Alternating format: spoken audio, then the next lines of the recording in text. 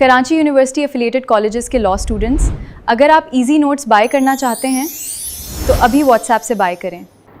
Supreme Court of Pakistan, इसके अंदर article 176 से लेके 191 के अंदर आपको सारा कुछ सुप्रीम कोर्ट के बारे में सिखाया जाएगा। इसके अंदर एक क्वेश्चन लिखा गया है, explain the Supreme Court of Pakistan under article 176 to 191। फिर उसके बाद आ जाएगा इंट्रोडक्शन। इंट्रोडक्शन में लिखा है, the Supreme Court of Pakistan is the highest court of country, कि सुप्रीम कोर्ट पाकिस्तान की सबसे बड़ी कोर्ट है, इससे बड़ी कोर्ट और कोई मौजूद नहीं है पाकिस्तान में। It is the final court of appeal and guardian of the constitution. इस लाइन का मतलब ये है कि यह आखिरी कोर्ट है जहां आप अपील भेज सकते हो, इसके अलावा कहीं और आप अपील नहीं भेज सकते, क्योंकि ये सबसे बड़ी और आखिरी कोर्ट है। उसके अलावा ये कॉन्स्टिट्यूशन की भी हिफाजत करती है, इसलिए इसको गार्डियन ऑफ द कॉन्स्टिट्यूशन भी कहा गया है। It interprets laws, protects fundamental rights and ensures that state institutions work according to the constitution। इस लाइन का मतलब है it interpretate laws, यानी कि ये लॉ को आसान करके हमें समझाती है। interpretate का यही मतलब है। उसके अलावा इंसानों के राइट्स को प्रोटेक्ट करती है। उसके साथ साथ स्टेट्स के जितने भी और इदारे हैं उन पर नज़र रखती है कि क्या वो सारे डिपार्टमेंट्स गवर्नमेंट के कॉन्स्टिट्यूशन के अकॉर्डिंग चल रहे हैं कि नहीं।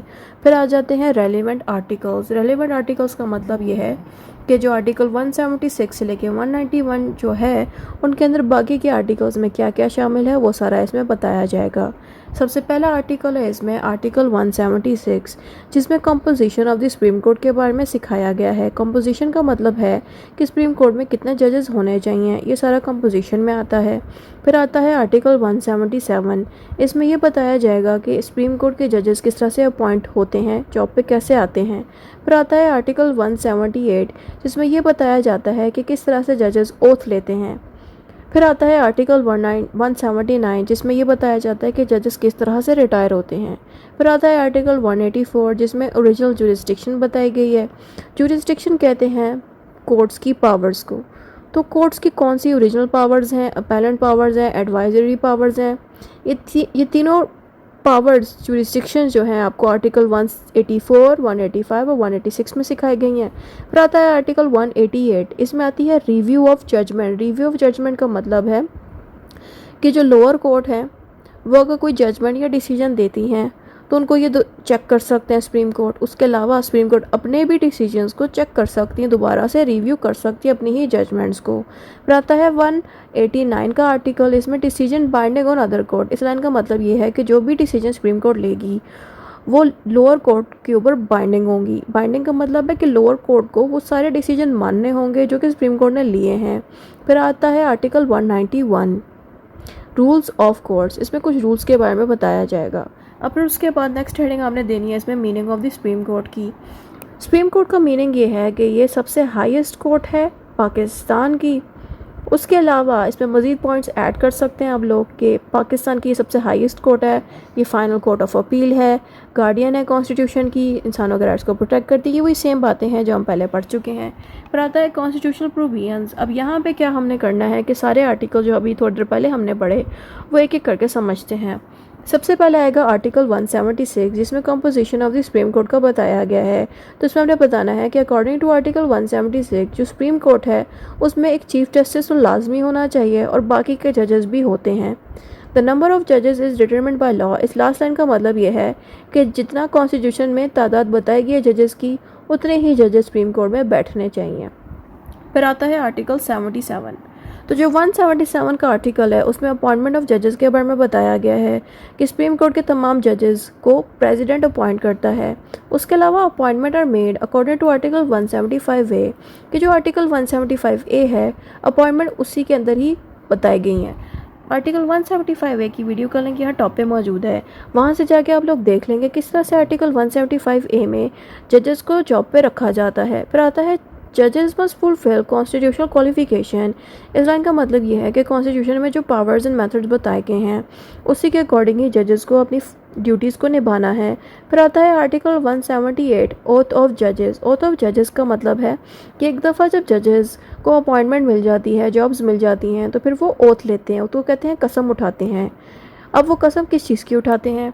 इसके बारे में हम देखते हैं। सबसे पहले तो वो इस चीज़ की कसम उठाते हैं कि वो कॉन्स्टिट्यूशन को प्रोटेक्ट करेंगे। दूसरा ओथ वो इस चीज़ का लेते हैं कि वो अपनी ड्यूटी बड़े ऑनेस्टली ईमानदारी के साथ निभाएंगे। और तीसरा ओथ वो इस चीज़ का लेते हैं कि वो जस्टिस लोगों को देंगे बगैर फियर और फेवर के, यानी कि जस्टिस लोगों को देंगे बगैर किसी डर के, बगैर किसी के फ़ायदे को देखते हुए इंसाफ हर तरह से प्रोवाइड करेंगे। फ़ायदे को देखते हुए का मतलब ये कि अपना फ़ायदा जजेस वहाँ नहीं देखेंगे, दूसरे पार्टी जो अपना इंसाफ लेने के लिए इनके पास आए होते हैं उनको इंसाफ ये देंगे।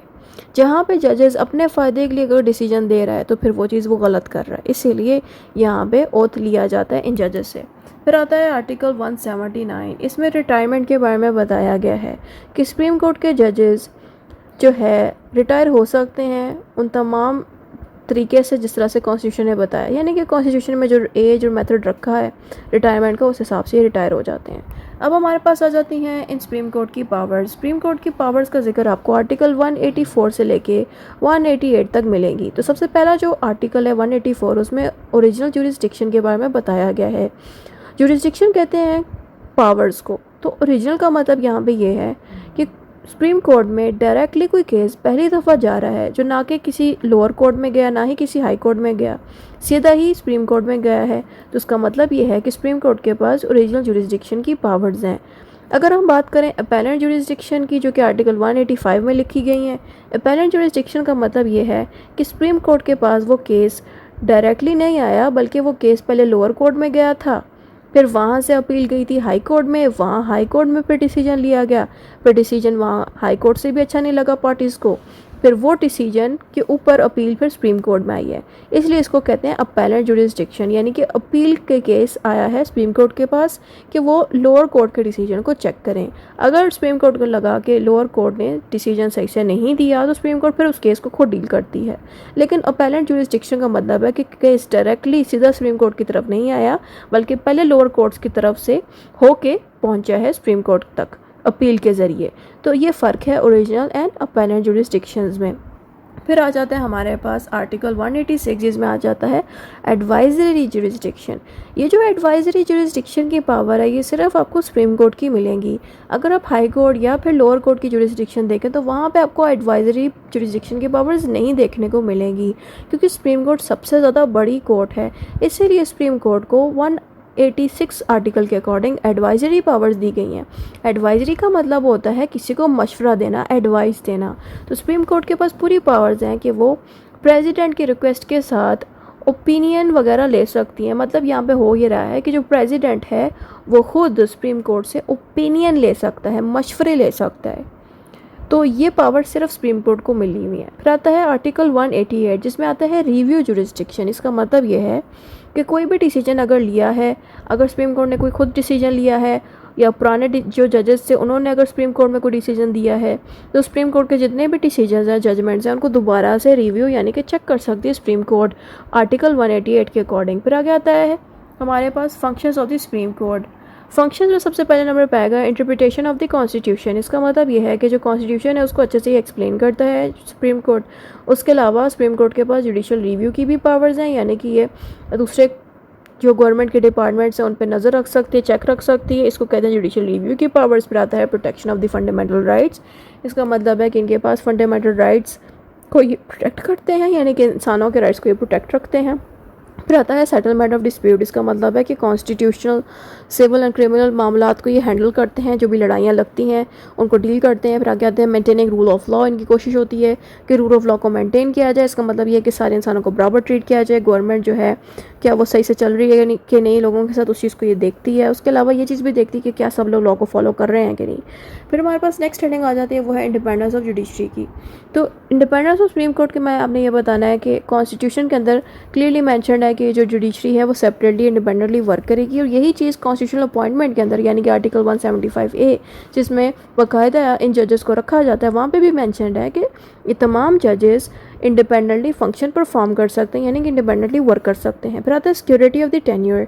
सिक्योरिटी ऑफ द टेन्योर का मतलब यह है कि ये जजेस अपनी जॉब पे रह सकते हैं तब तक के लिए जब तक ये रिटायर नहीं हो जाते, इनको कोई जॉब से निकाल नहीं सकता। फिर आगे आता है सेपरेशन फ्रॉम द एग्जीक्यूटिव, कि एग्जीक्यूटिव डिपार्टमेंट के लोग जुडिशरी के साथ इन्वॉल्व नहीं हो सकते, यानी कि जुडिशरी एग्जीक्यूटिव के साथ खामखा वर्क नहीं करेगी, ना ही एग्जीक्यूटिव बार बार जुडिशरी के मामलों में इन्वॉल्व नहीं होगी। ये क्लियरली हमें आर्टिकल 175(3) में क्लियरली मेंशन कर दिया गया था।